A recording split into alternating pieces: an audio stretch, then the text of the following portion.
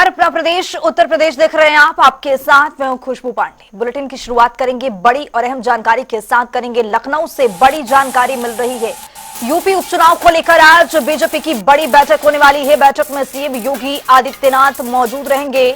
भूपेंद्र चौधरी, धर्मपाल सिंह भी इस बैठक में शिरकत करेंगे।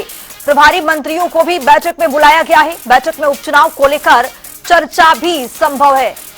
तो इस वक्त की बड़ी और अहम जानकारी आपको बताते चले कि उपचुनाव को लेकर आज बीजेपी की बड़ी बैठक होने वाली है। यूपी उपचुनाव को लेकर ये बड़ी बैठक होगी। बैठक में मुख्यमंत्री योगी आदित्यनाथ भी शिरकत करेंगे। भूपेंद्र चौधरी, धर्मपाल सिंह भी इस बैठक में शिरकत करेंगे। प्रभारी मंत्रियों को भी इस बैठक में बुला लिया गया है। आपको बताते चलें कि बैठक में उपचुनाव को लेकर मंथन किया जाएगा। इस वक्त की बड़ी और अहम जानकारी, यूपी उपचुनाव को लेकर बीजेपी की अहम बैठक होने वाली है। बताते चले कि मुख्यमंत्री से लेकर के बीजेपी के प्रदेश अध्यक्ष भी इस बैठक में शिरकत करेंगे। धर्मपाल सिंह भी मौजूद रहेंगे।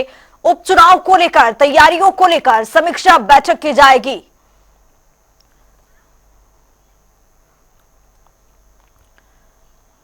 तो बैठक में सीएम योगी आदित्यनाथ भी मौजूद रहेंगे। प्रदेश अध्यक्ष भूपेंद्र चौधरी भी बैठक में शिरकत करेंगे। धर्मपाल सिंह भी बैठक में मौजूद रहेंगे। प्रभारी मंत्रियों को भी यहां पर इस बैठक में बुला लिया गया है।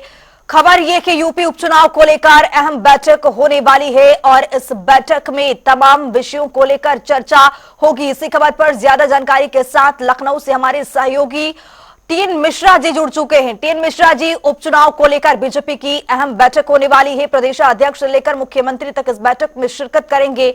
नया अपडेट क्या कुछ?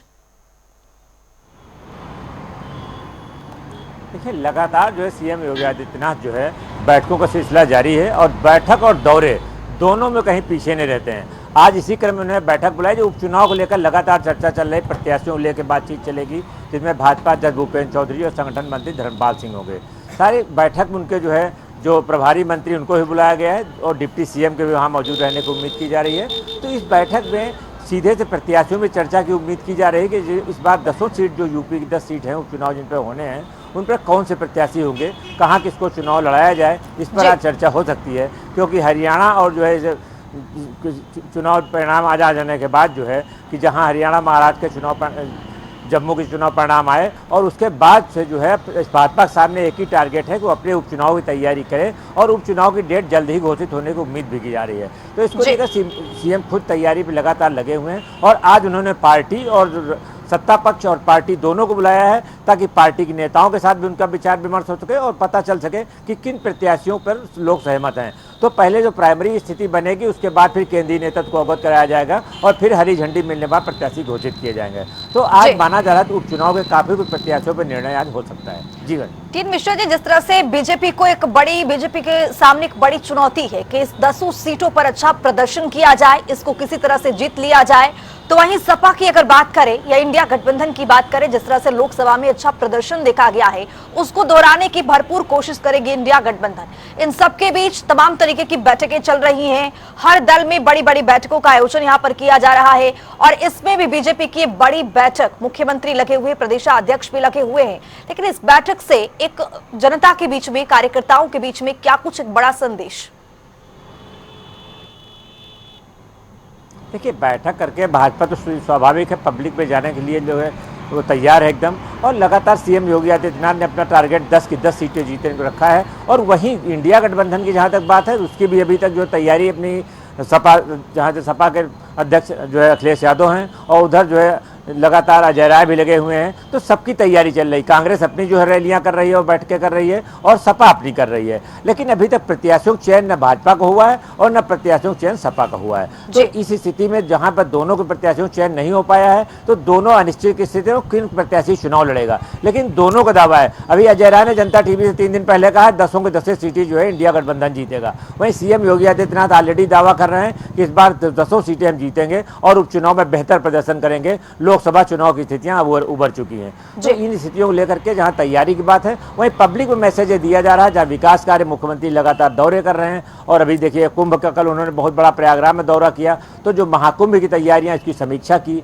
उन्होंने नई नई सेवाएं देने की तमाम बातें की हैं। तो इन सब मुद्दों को लेकर के बैठक में आज जो है और बेहतर उत्साहित भाजपाई भी होंगे और उम्मीद की जा रही है कि इससे पब्लिक को भी राहत मिलेगी। जी टीएन मिश्रा जी, इस उपचुनाव में 10 सीटों पर जो जिस तरह से उपचुनाव होना है उस पर बीजेपी की राह कितनी आसान होने जा रही है, क्योंकि इंडिया गठबंधन भी लगातार इसमें लगा हुआ है। तो क्या ये जो राह है मुश्किल है या आसान है?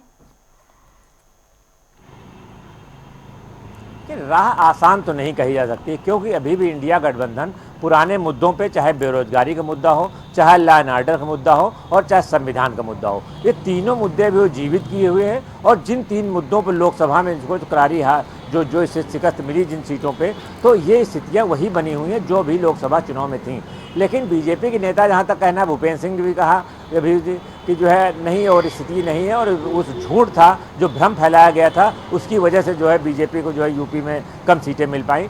लेकिन अभी विपक्ष उन्हीं मुद्दों पे कायम है और उन्हीं मुद्दों में चुनाव लड़ रहा है वो। और जहाँ भाजपा की बात है तो भाजपा कह रही विपक्ष भ्रम फैला करके जो जीत गया पिछली बार अब नहीं जीतेगा। अब देखिए क्या स्थिति होती है तो समय बताएगा। लेकिन इतना जरूर है, दोनों अपनी अपनी जगह पर जो है मुस्तैद हैं और दोनों आमने सामने मोर्चा खोले हुए हैं। अब कितनी सीटें मिलेंगी ये किसको, 5 सीटें भी भाजपा के पास थी जो 10 सीटों चुनाव होना, और 5 सीटें विपक्ष के पास थी।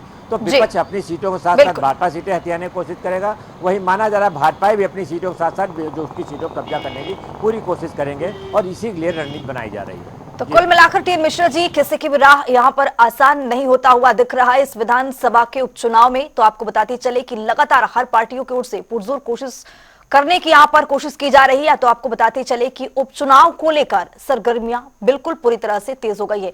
बहुत शुक्रिया टीएन मिश्रा जी तमाम जानकारी साझा करने के लिए। तो लखनऊ के इकाना स्टेडियम में 7 से 13 अक्टूबर तक जज और एडवोकेट्स के बीच फ्रेंडली मैच खेला जाएगा, जहां मुख्यमंत्री योगी आदित्यनाथ ने मैच का शुभारंभ कर जोरदार शॉट मारकर यहां पर आपको बता दें कि मुख्यमंत्री ने टूर्नामेंट की ट्रॉफी भी रिवील की है, जिसके बाद उन्होंने अपने संबोधन में कहा है कि खेलो इंडिया फिट इंडिया मूवमेंट या सांसद खेलकूद प्रतियोगिता हो, इन्होंने एक नई खेल संस्कृति को आगे बढ़ाया है। ओलंपिक हो या पैरा ओलंपिक, एशियाड हो या कॉमनवेल्थ गेम्स या वर्ल्ड चैंपियनशिप की किसी भी अन्य प्रतियोगिता में बहुत अच्छा प्रदर्शन और एक नया निखार और जमीनी धरातल से जुड़े हुए खिलाड़ियों को उसमें आगे बढ़ने का अवसर प्राप्त हो रहा है। खेलो इंडिया खेलो, फिट इंडिया मूवमेंट या सांसद खेलकूद प्रतियोगिता हो, जहां इन्होंने एक नई खेल संस्कृति को आगे बढ़ाया है, युवा उसमें आगे आ रहे हैं। वहीं सरकार ने अपने स्तर पर भी अनेक प्रयास प्रारंभ किए हैं। हम लोग स्वयं उत्तर प्रदेश के अंदर अभी ओलंपिक और पैरा ओलंपिक में जिन खिलाड़ियों ने प्रतिभाग किया, देश के लिए मेडल जीते, उत्तर प्रदेश के उन सभी खिलाड़ियों को अभी हम लोगों ने गत सप्ताह ही लखनऊ में आमंत्रित किया था। लखनऊ में 1 अक्टूबर को उन सबका हम लोगों ने भव्य समारोह में उनका स्वागत किया था। उन्हें प्रदेश सरकार की तरफ से सम्मान भी दिया था। बुलेटिन में आगे बढ़ेंगे। हरियाणा चुनाव पर आए एग्जिट पोल पर केंद्रीय मंत्री बीएल वर्मा का बयान भी सामने आ गया है। उन्होंने कहा है कि प्रधानमंत्री नरेंद्र मोदी के नेतृत्व में बीजेपी ने हमेशा जीत हासिल की है, और क्या कुछ कहा है सुनिए। प्राचीन रामलीला होता है, आज उसमें बीसी की मेला कमेटी के लोगों ने इच्छा व्यक्त की थी कि मैं भी उस मेला के शुभारंभ कार्यक्रम में रहूं। मेरे साथ बीसी के विधायक श्री हरी साकी जी, यहाँ की चेयरमैन, हमारे मेला कमेटी के सभी लोग और भाजपा के सभी हमारे पदाधिकारी इस कार्यक्रम में उपस्थित रहे हैं। और मैंने मेले का शुभारंभ करके और जिस तरह से हमारी रामलीला होती है और हमेशा बुराइयों पर अच्छाई की जीत, मैंने वही संदेश देने का काम किया है। अब रामलीला में हरियाणा का चुनाव मत लाइए। मुझे लगता है कि जब चुनाव के परिणाम सामने आएंगे तो देखेंगे माननीय प्रधानमंत्री मोदी जी के नेतृत्व में हमेशा भारतीय जनता पार्टी ने विजय हासिल की है। तो अमेठी हत्याकांड के मृतकों के परिजनों से मिलने प्रभारी मंत्री राकेश सचान सुदामपुर गांव पहुंचे। सीएम योगी के निर्देश पर मृतक सुनील कुमार के परिजनों को उन्होंने तत्काल आर्थिक मदद के तौर पर 5 लाख की धनराशि उपलब्ध कराई है। साथ ही उनको पूरा आश्वासन भी दिया गया है, सरकार आपके साथ इस दुख की घड़ी में साथ में खड़ी है। साथ ही परिवार को आश्वासन दिया गया है कि सरकार की तरफ से पूरा न्याय दिलाया जाएगा। अमेठी जनपद में जो घटना हुई थी उसका माननीय मुख्यमंत्री जी के द्वारा तुरंत संज्ञान लेते हुए इसमें जो सहायता प्रदान की जानी थी पीड़ित परिवार को, उसके संबंध में हम लोगों को त्वरित रूप से निर्देशित किया गया था। आज हम लोग यहाँ पर हैं और इसमें पीड़ित परिवार को सबसे पहले मैं बताना चाहूँगी कि जो पट्टा आवंटन है 5 बीघा भूमि हेतु पट्टा आवंटन किया गया है। एक माननीय मुख्यमंत्री जी के तरफ से माननीय मुख्यमंत्री आवास योजना के अंतर्गत आवास स्वीकृत किया गया है।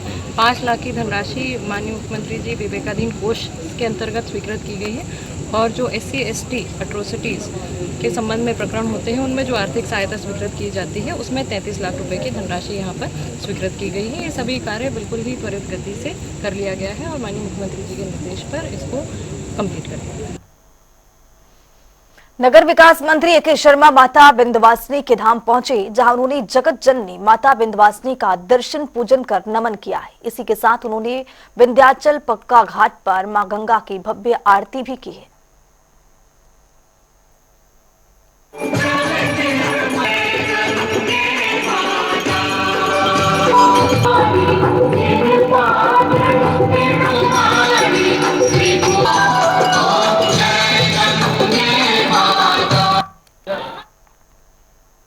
चलिए रुक करेंगे ताबड़तोड़ खबरों का। रायबरेली में अमेठी में हुए हत्याकांड का मामला, बिहार के सिवान विधायक सत्यदेव राम पहुंचे रायबरेली, पीड़ित परिवार से घटना का लिया है जायजा। बुलंदशहर में गंगा स्नान के दौरान 2 किशोर गंगा में डूबे, करीब 8 घंटे से की जा रही तलाश, सर्च ऑपरेशन अभी भी जारी। रायबरेली पुलिस के 3 शातिर लुटेरों को किया गया काबू, अभियुक्तों के कब्जे से लूट के लाखों रुपए बरामद। दिन दहाड़े ट्रक चालक से लूट की वारदात को आरोपियों ने दिया था अंजाम। बहराइच में घर में घुसा विशालकाय मगरमच्छ, गांव में मचा हड़कंप। वन विभाग की टीम ने ग्रामीणों की मदद से किया है रेस्क्यू, मगरमच्छ को टीम ने बड़ी नदी में छोड़ा। सूत्रों के हवाले से रायबरेली से बड़ी खबर, आधुनिक रेल कोच फैक्ट्री में CBI का छापा, स्टोर विभाग के कई अधिकारी से पूछताछ की गई। बागपत में इंटर स्टेट स्तरीय वेट लिफ्टिंग प्रतियोगिता का आयोजन, बीजेपी के नेता हाजी मुंतजिर चौधरी ने प्रतियोगिता का किया है शुभारंभ। कई राज्यों की जूनियर सीनियर महिला पुरुष ने लिया भाग।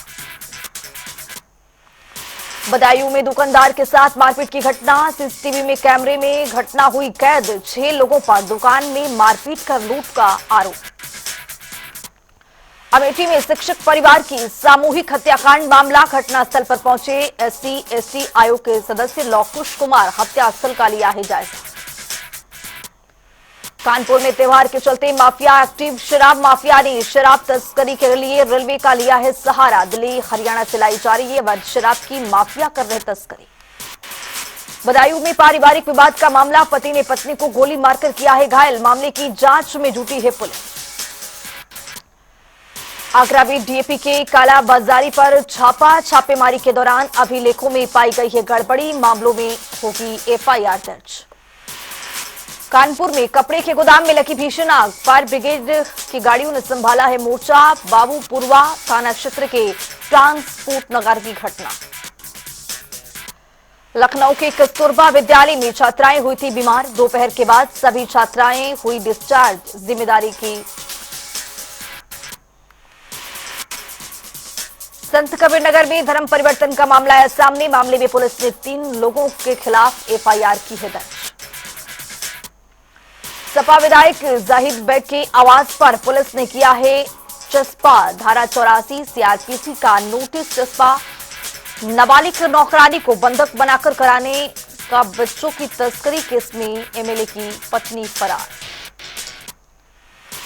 गोरखपुर में मगरमच्छ को रेस्क्यू करने में टीम के छूटे पसीने, ग्रामीणों ने ली है राहत की सांस। 9 दिन बाद वन विभाग की टीम ने मगरमच्छ को किया है रेस्क्यू। फिरोजाबाद में जनसेवा केंद्र संचालक से दरोगा ने की अभद्रता का CCTV वीडियो वायरल। जनसेवा केंद्र संचालक पर लगा है गंभीर आरोप। श्रावस्ती में कन्या जन्मोत्सव मनाकर समझाया बेटियों का महत्व, मिशन शक्ति अभियान के तहत आयोजित हुआ है कार्यक्रम में शामिल हुई DM और SP। सहारनपुर में पुलिस चौकी पर पथराव करने वाले 14 गिरफ्तार। डीआईजी सहारनपुर अजय सहनी ने कहा, कोई भी बदमाश बख्शा नहीं जाएगा। हमीरपुर में शॉर्ट सर्किट से मकान में लगी भीषण आग। सूचना पर पहुंची फायर ब्रिगेड की टीम ने कड़ी मशक्कत के बाद आग पर पाया है काबू। इटावा में तेज रफ्तार दो बाइकों में जोरदार भिड़ंत, हादसे में एक की मौत। सूचना मिलने पर मौके पर पहुंची पुलिस ने शुरू की है पड़ताल। हमीरपुर में एक बार फिर मां की ममता हुई शर्मसार, नवजात बच्ची को झाड़ियों में फेंका। कानपुर देहात में बच्चा चोर समझकर ग्रामीणों ने की 2 युवकों की पिटाई। पुलिस ने मामले में शुरू की है कार्रवाई। फतेहपुर में पुलिस ने करोड़ों की ठगी का किया पर्दाफाश। दिल्ली से साइबर ठग महिला को किया गया है काबू। तो फिलहाल इस बुलेटिन में अभी के लिए इतना ही। देश और दुनिया की तमाम खबरों के लिए बने रहिए जनता टीवी के साथ।